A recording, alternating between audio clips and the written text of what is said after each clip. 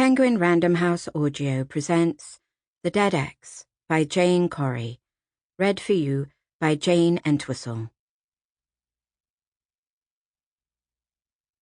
For my husband, who makes me laugh every day, and to my wonderful, talented, loving children.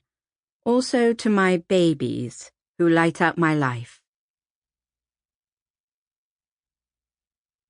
Daily Telegraph, 5th of November, 2018. A body has been found washed up on the shore at the outlet of Deadman's Creek on the North Cornwall coast. A police spokesman said that no further details are available at this time.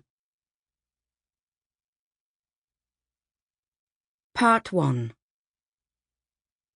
Sage, savin, rue, red thyme. People assume that aromatherapy oils are safe, but these little beauties can be highly toxic if used in the wrong way. Or so some say. Often, it's hard to know the truth. Take this woman I once knew, who killed the man she loved. She didn't mean to. Well, that's what she told the rest of us. He'd been cheating, but he'd promised to give this other woman up. Then she caught him on the phone, so she reached for the object closest to hand, a screwdriver, as it happened, which she plunged into his neck. Of course she meant to kill him, I thought at the time. But now, I'm not so sure. Chapter 1. Vicki, 14th of February, 2018. I unscrew the lid, inhale the deep, heady smell, straight to the nostrils, and carefully measure out 3 drops into the glass measuring jug. Pure lavender, my favourite. More importantly, perhaps, this clever little remedy is renowned for its healthy level of esters, otherwise known, in my business, as healing properties. Healing? Who am I kidding? Nothing and no one can save me. I might look like a fairly average woman in her 40s, but deep down, I'm a walking time bomb. It could happen any second. You might wait for weeks, maybe months, all quiet. And then, hey presto, along it comes when your guard is down. Don't think about it, they advised me. Easier said than done. Sometimes I liken it to an actress coming off stage to be consoled on her performance, even though she can't remember a single damn thing. Standing on my tiptoes, I reach up to the shelf for a second bottle and add ylang-ylang, or poor man's jasmine. Second best can be just as good. Or so I tell myself. Now for pettigrain.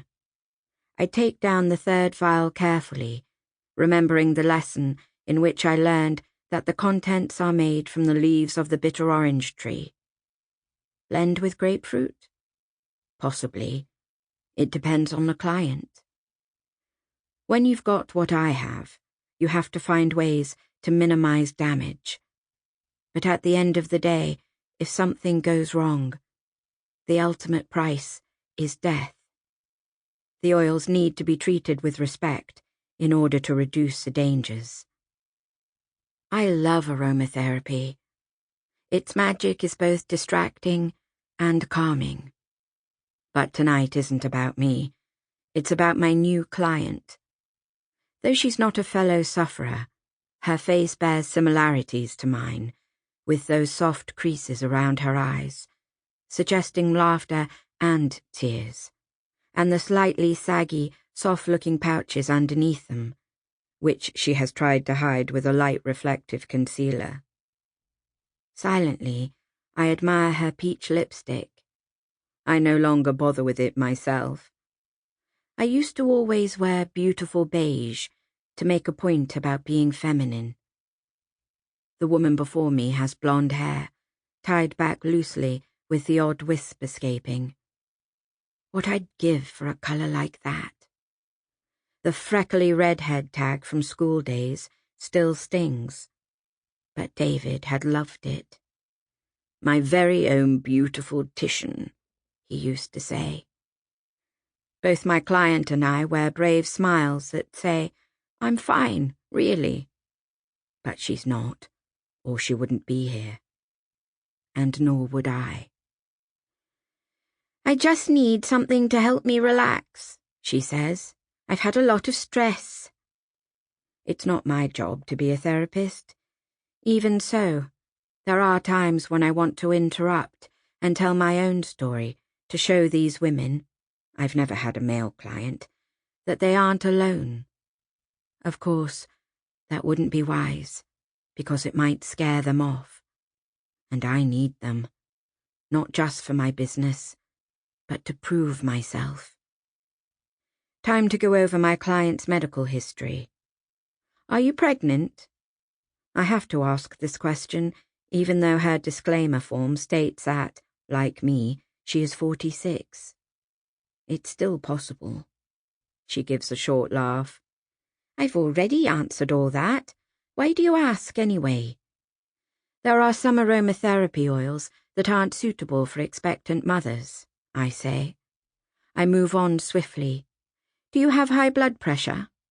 "No, though I feel I should have. Can this stuff affect that too?" She glances with suspicion at the bottles lined up above us, with all the colours of the rainbow trapped inside. Red, orange, yellow, green, blue, indigo, violet. For a minute, I'm aged 9, in the small northern mining town where I grew up, reciting them to the teacher. Some patterns you don't forget. "No, but it's good for me to know. The oils are like medicine." I hear my tutor's words tripping out of my mouth. "Very good for you when used appropriately." We run through more details. She's declared on the form that she has no medical issues. Yet, for some reason, I feel apprehensive. "Would you like to change?" I suggest. "I'll leave the room for a few minutes to give you privacy." She's clearly nervous. Then again, so are many of my clients who've never had this kind of treatment before. As I go, I see her glancing at my certificate on the wall for reassurance. Vicki Goodman, MIFA, ITEC Level 3. Member of the International Federation of Aromatherapists. Sometimes I don't believe it myself. It's certainly not what I'd planned. When I return to the room, my client is lying face down on the treatment couch as instructed. Her bare shoulders, which reveal a dark mole on the right blade, are thin, scrawny. Her skin is cold, even though I've got the heating on high at this time of year. "I haven't felt like eating much recently," she says. "I've lost weight." Trauma does that to you, or it can make you pile on the pounds. I've done both. I turn on the CD player. The angel music is soft, healing. She says in a sleepy voice, as I massage the oil in deft circular motions down her spine. "You've got a real touch. I love that smell. What is it again?" I repeat the ingredients. Lavender, ylang-ylang, petitgrain, grapefruit juice. "How do you know what to use?" she asks, her voice muffled because of her position. "It's a bit like a marriage," I say. You match the oil to the client's needs, and you follow your instinct. There's a snort. I think for a minute that it's laughter, but then I realize she's crying. "If I'd listened to my own instinct," she sobs, "I might have kept my husband." There it is again. That temptation to give away too much about yourself.